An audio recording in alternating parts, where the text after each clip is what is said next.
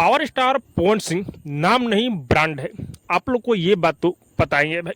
और मैं आप लोग को बता दूं कि पावर स्टार पवन सिंह बागेश्वर धाम पहुंचे हुए थे और जो वो रील बनाया है भाई, वो रील तेजी से वायरल हो रहा है।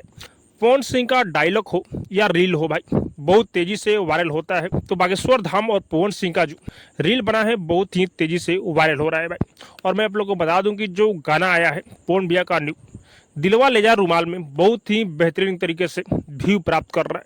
छोटी कंपनी पर इस गाने को रिलीज किया गया था, लेकिन बहुत ही बेहतरीन तरीके से इस गाने पर व्यू आ रहा है और लाइक का तो बरसात हो चुका है इस गाने पर।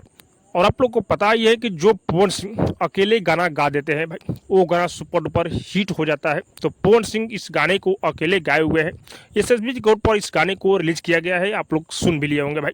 और मैं आप लोग को बता दूं कि पावर स्टार पवन सिंह का बहुत ही जल्द सैड सॉन्ग आ रहा है भाई। बहुत दिनों बाद पवन भैया का सैड सॉन्ग आने वाला है और पवन सिंह का सैड सॉन्ग प्रचलित है भाई। जब भी पवन भैया का सैड सॉन्ग आता है तो रिकॉर्ड बनाता है। अब पवन सिंह एक्टिव हो चुके हैं, एक से बढ़कर एक फोटो पवन भैया का निकल कर आ रहा है भाई। पवन सिंह कुछ दिन से गायब थे, लेकिन पवन भैया एक्टिव हो चुके हैं। तो बहुत ही जल्द आप लोग को सैड सॉन्ग पवन भैया का सुनने को मिलेगा और बहुत ही जल्द मैं बताऊंगा कि किस कंपनी पर पवन भैया का सैड सॉन्ग आने वाला है। लेकिन शूट कंप्लीट हो चुका है भाई।